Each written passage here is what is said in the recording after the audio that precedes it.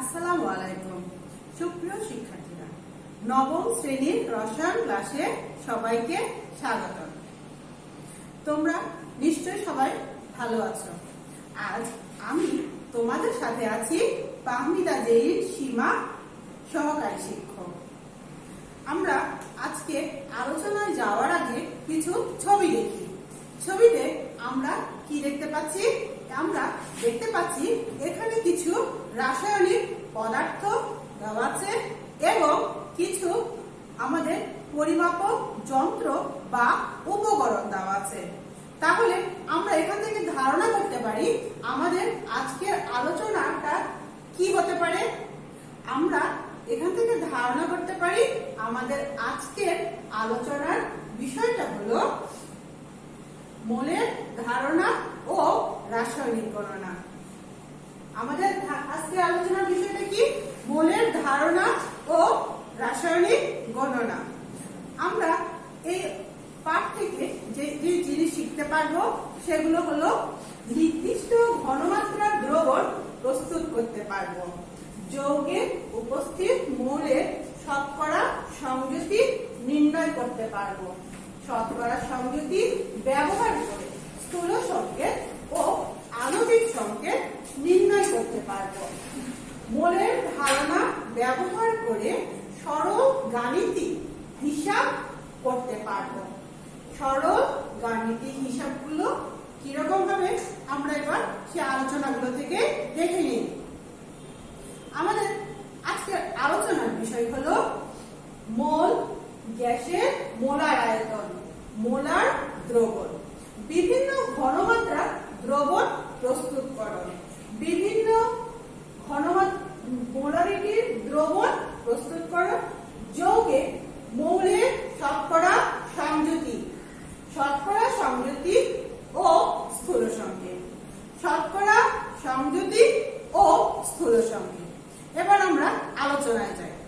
আলোচনার প্রথমে যেটা আসছে সেটা হলো মোল। মোলটা হলো যে কোনো একটা রাসায়নিক পদার্থ পরিমাপের একক হলো মোল। কোনো একটি রাসায়নিক পদার্থের পরিমাপের একক হলো মোল।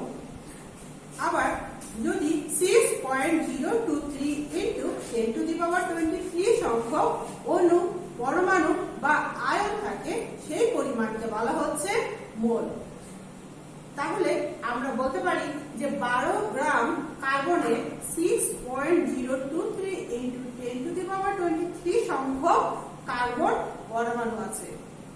তাহলে আমরা বলতে পারছি কি যে 12 গ্রাম কার্বনে 6.023 into 10 to the power 23 সংখ্যক কার্বন পরমাণু আছে। এই 6.023 into 10 to the power 23 সংখ্যক সংখ্যাকে বলা হচ্ছে অ্যাভোগাড্রো সংখ্যা। অর্থাৎ অ্যাভোগাড্রো সংখ্যা অণু, পরমাণু বা আয়নটাই হচ্ছে আমার মোল। অ্যাভোগাড্রো সংখ্যক অণু, পরমাণু বা আয়নকে বলা হচ্ছে মোল। এখন দেখি হাইড্রোজেন আয়নের ভর কত। হাইড্রোজেন অণুর ভর হলো 2 গ্রাম। অর্থাৎ এই 2 গ্রামের মধ্যে আমার 6.02 into 10 to the power 23 সংখ্যক হাইড্রোজেন অণু আছে। আবার অক্সিজেনের অণুর ভর কত? 32 গ্রাম। 32 গ্রামের মধ্যে 6.023 into 10 to the power 23 সংখ্যক অণু আছে। একইভাবে আমরা অন্য যে কোনো অণু, পরমাণু বা আয়নের ক্ষেত্রে এই হিসাবটা প্রয়োগ করতে পারব। এবার আসি গ্যাসের মোলার আয়তন। 1 মোল কোনো গ্যাসীয় পদার্থ, 1 মোল কোনো গ্যাসীয় পদার্থ প্রমাণ অবস্থায় যে পরিমাণ জায়গা দখল করে তাকে বলা হচ্ছে গ্যাসের মোলার আয়তন। 1 মোল কোনো গ্যাসীয় পদার্থ প্রমাণ অবস্থায় যে পরিমাণ জায়গা দখল করে তাকে বলা হচ্ছে গ্যাসের মোলার আয়তন এবং এই পরিমাণটা হচ্ছে 22.4 লিটার। প্রমাণ অবস্থায় যে কোনো গ্যাসের মোলার আয়তন 22.4 লিটার। এখন কথা হচ্ছে প্রমাণ অবস্থাটা কি? 0 ডিগ্রি সেন্টিগ্রেড তাপমাত্রা এবং 1 অ্যাটমসফিয়ারকে বলা হচ্ছে প্রমাণ অবস্থা। প্রমাণ অবস্থায় যে কোনো গ্যাসের মোলার আয়তন সমান এবং সেটা হলো 22.4 লিটার। এখন মোল হিসাব করার জন্য আমাদের কিছু সূত্র দেওয়া আছে। সূত্রগুলো কিরকম, যে যদি আমি কোনো পদার্থের ভরকে তার আণবিক ভর দিয়ে যদি ভাগ দিই, তাহলে আমি কত সংখ্যক মোল সেখানে আছে সেটা পাবো। আবার কোন গ্যাসীয় পদার্থের আয়তনকে 22.4 এই সংখ্যাটা দিয়ে যদি ভাগ দিই, তাহলে কি পরিমাণ গ্যাসীয় কত মোল গ্যাসীয় পদার্থ আছে সেটাও পাবো। আবার যদি কোন পদার্থের অণু সংখ্যাকে আমরা অ্যাভোগাড্রো সংখ্যা দিয়ে যদি ভাগ দিই, তাহলে কি পরিমাণ কত মোল সেখানে আছে সেই পরিমাণটাও আমরা জানতে পারবো। এখন আমরা যেই সূত্রটা দেখলাম, সেই সূত্রটা প্রয়োগ করে আমরা কিছু গাণিতিক সমস্যার সমাধান দেখি। আমাদের সমস্যা দেওয়া আছে, প্রমাণ অবস্থায় 10 গ্রাম হাইড্রোজেন গ্যাসের আয়তন কত। আমরা জানি প্রমাণ অবস্থায় যে কোনো গ্যাসের মোলার আয়তন 22.4 লিটার। তাহলে প্রমাণ অবস্থায় 10 গ্রাম 2 গ্রাম 1 মোল বা 2 গ্রাম হাইড্রোজেন গ্যাসের মোলার আয়তন 22.4 লিটার। তাহলে 10 গ্রাম হাইড্রোজেন গ্যাসের মোলার আয়তন কত হবে? তাহলে এখানে আমি কি দেখতে পাচ্ছি, সেই সূত্রটা যদি আমি বসিয়ে দিই, শুধুমাত্র ভি এর মানটা আমরা জানি না, তাই না? শুধুমাত্র ভি এর মান আমরা জানি না। সেই ভি এর মান থেকে আমি যদি এখানে অন্য সবকিছু বের করতে পারি, তাহলে ভি সমান 22.4 গুণ 5। এই দুটা কোথা থেকে আসলো? এই দুটা আসলো এই যে 10 গ্রাম, আমার 10 গ্রাম ছিল হাইড্রোজেন গ্যাসের ওজন, এবং এম হলো হাইড্রোজেন গ্যাসের আণবিক ভর।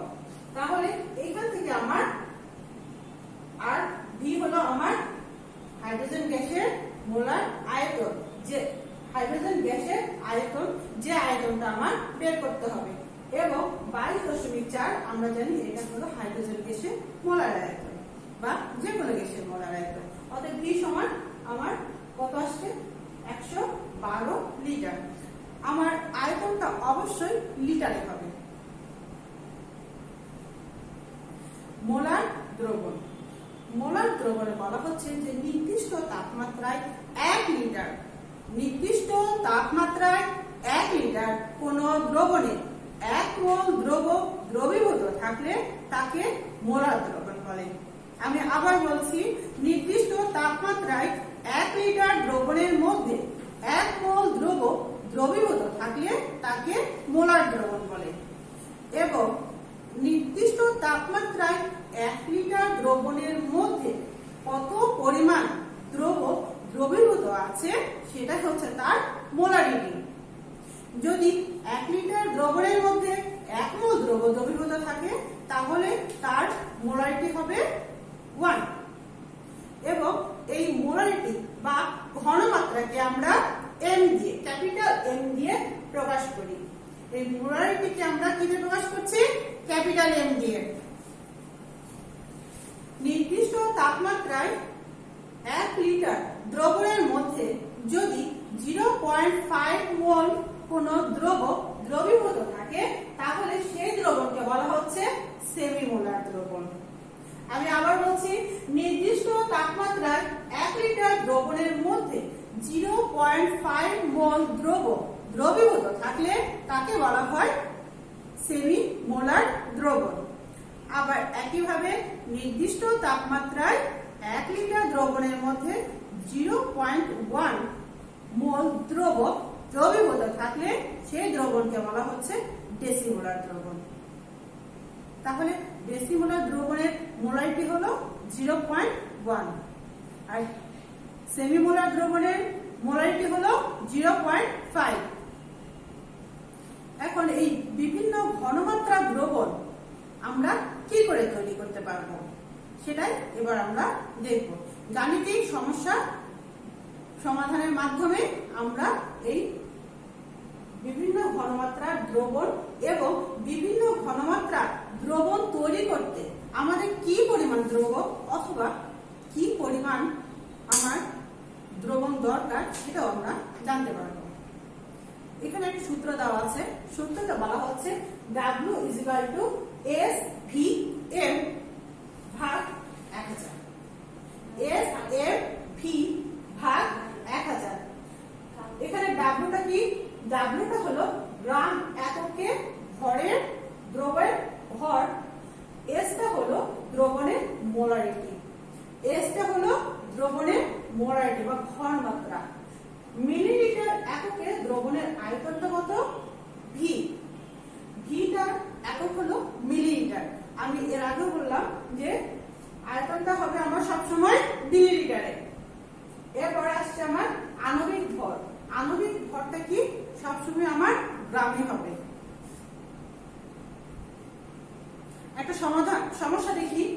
সমস্যা এরকম 0.75 মোলার সোডিয়াম কার্বনেট দ্রবণের মধ্যে 20 গ্রাম সোডিয়াম কার্বনেট দ্রবীভূত থাকলে ওই দ্রবণের আয়তন কত মিলিলিটার? আমরা এর আগে যে সূত্রটা দেখেছি, এই সূত্র আমরা দেখলাম কি W = SVM ভাগ 1000। এই সূত্রের মধ্যে যে মানগুলো আমরা এখানে পেয়েছি সেই মানগুলো যদি আমরা বসিয়ে দিই, এখানে S = 0.75 মোলার, W = 20 গ্রাম এবং M বা আণবিক ভর সোডিয়াম কার্বনেটের আণবিক ভর আমার কত? 106। তাহলে V = কত হবে? এখানে আমি যদি সব মানগুলো বসিয়ে দিই তাহলে V = আমি পাবো 250 মিলিলিটার, কারণ আমাদের আয়তনটা কি আমরা জানি মিলিলিটারে হবে। যৌগে মৌলের শতকরা সংযুক্তি। একটা যৌগের মধ্যে সেই যৌগের মধ্যে অবস্থিত মৌলগুলো শতকরা অনুপাতটাই হচ্ছে যৌগের মৌলের শতকরা সংযুতি। মৌলের শতকরা পরিমাণটাই হলো তার শতকরা সংযুতি। যদি যৌগটাকে আমরা 100 ধরি তাহলে মৌলগুলো শতকরা কি পরিমাণে আছে, তাহলে যেটা পাবো সেটাই হলো আমার মৌলের শতকরা সংযুতি।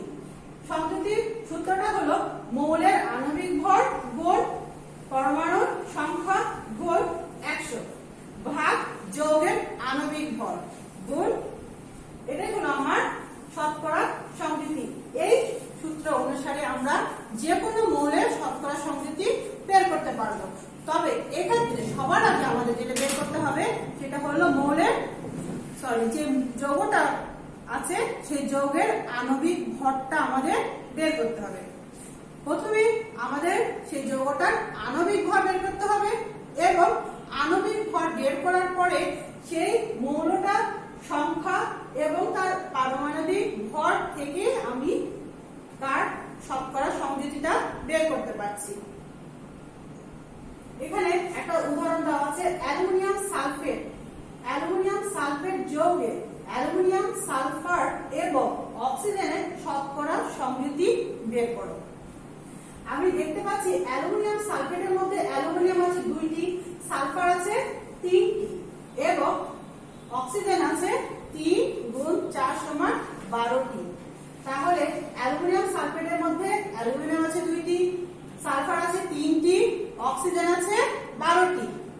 এখানে আমি জানি অ্যালুমিনিয়ামের ভর হলো 27, সালফারের ভর হলো 32 এবং অক্সিজেনের ভর হলো 16। এই সূত্রে আমরা যদি এগুলো বসিয়ে দিই এই মানগুলো, তাহলে আমি শতকরা সংযুতি বের করতে পারবো। এভাবে আমি যে কোনো যৌগের মধ্যে যে মৌলগুলো আছে তাদের শতকরা সংযুতি একইভাবে বের করতে পারবো। শতকরা সংযুতি থেকে স্থূল সংকেত নির্ণয়। স্থূল সংকেতটা হলো যৌগের মধ্যে অবস্থিত মৌলগুলো যে ক্ষুদ্রতম অনুপাত, সেটা হলো তার স্থূল সংকেত। যে সংকেত দিয়ে অণুতে বিদ্যমান পরমাণুগুলোর অনুপাত প্রকাশ করে তাকে বলা হচ্ছে স্থূল সংকেত। স্থূল সংকেতটা আমরা শতকরা সংযোজী থেকে কি করে স্থূল সংকেতটা বের করব সেটা একটু দেখে নিই একটা উদাহরণের মাধ্যমে। এখানে হাইড্রোজেনের শতকরা সংযোজী দেওয়া আছে 2.04%, সালফার সমান 32.65%, অক্সিজেন সমান 65.30%। এর স্থূল সংকেত বের করতে হবে। স্থূল সংকেত বের করার জন্য আমাদের প্রথমে যে কাজটা করতে হবে সেটা হলো প্রতিটা মৌলের শতকরা সংযুতিকে তার নিজের নিজের পারমাণবিক ভর দিয়ে প্রথমে ভাগ দিতে হবে। আমরা দেখলাম হাইড্রোজেনের শতকরা সংযুতি কত 2.04%, একে আমি হাইড্রোজেনের ভর দিয়ে ভাগ দিলাম। আবার সালফারের শতকরা সংযুতি 32.65%, এই শতকরা সংযুতিকে আমি সালফারের পারমাণবিক ভর 32 দিয়ে আমি ভাগ দিলাম। আবার অক্সিজেনের ক্ষেত্রে কত 65.3%, একেও আমি অক্সিজেনের পারমাণবিক ভর দিয়ে ভাগ দিলাম। ভাগ দিয়ে যে সংখ্যাগুলো পেলাম বা যে ভাগফলগুলো পেলাম এর মধ্যে খেয়াল করতে হবে কোন ভাগফলটা আমার সবচেয়ে ছোট, কোন ভাগফলটা আমার সবচেয়ে ছোট। আমি এখানে দেখতে পাচ্ছি 1.02, এই সংখ্যাটাই হলো আমার সবচেয়ে ছোট। তাহলে এই সংখ্যা দিয়ে এই যে ভাগফল তিনটা পেলাম এগুলোকে আবার ভাগ দিতে হবে। আমি একটু ক্লিয়ার করছি। এই যে ভাগফলটা পেয়েছিলাম হাইড্রোজেনের সময় 2.04, সালফারের সময় 1.02 এবং অক্সিজেনের সময় 4.08, এইটাকে তাদের ক্ষুদ্রতম ভাগফল দিয়ে সবাইকে ভাগ করতে হলো। ভাগ করে আমরা যে সংখ্যাগুলো পেলাম এই সংখ্যাগুলো সঙ্গে তাদের পরমাণুগুলো দিয়ে যে সংকেতটা হচ্ছে সেটাই হলো তার স্থূল সংকেত। তাহলে আমরা এখানে কি দেখলাম, হাইড্রোজেনের ক্ষেত্রে কত পেয়েছিলাম 2, সালফারের সময় 1 এবং অক্সিজেনের সময় 4, এবং এই সংখ্যাগুলো এবং তাদের মৌলগুলো দিয়ে যে সংকেতটা পেলাম এটাই হলো আমার স্থূল সংকেত। এই ছিল আমার শতকরা সংযোজী থেকে স্থূল সংকেত বের করার পদ্ধতি। আবার শতকরা সংযোজী থেকে আণবিক সংকেত কি করে আমরা বের করতে পারি। শতকরা সংযোজী থেকে যেভাবে আমরা স্থূল সংকেতটা বের করলাম ঠিক সেখান থেকে আমরা আণবিক সংকেতটা বের করব। আণবিক সংকেত বের করার জন্য তোমাদেরকে অবশ্যই আণবিক ভর দেওয়া থাকবে।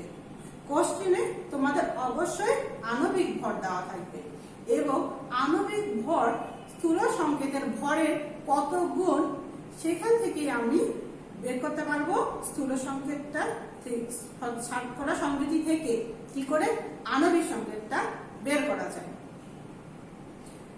এই ছিল আমাদের আজকের আলোচনা।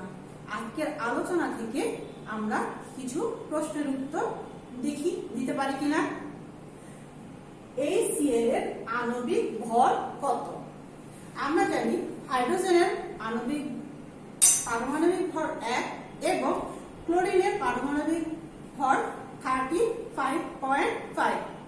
তাহলে HCl এর আণবিক ভর হলো 36.5। অ্যাভোগাড্রোর সংখ্যা কি? 0.6023 into 10⁻23। এই সংখ্যাকে বলা হচ্ছে অ্যাভোগাড্রোর সংখ্যা। প্রমাণ অবস্থায় কোন গ্যাসের মোলার আয়তন কত?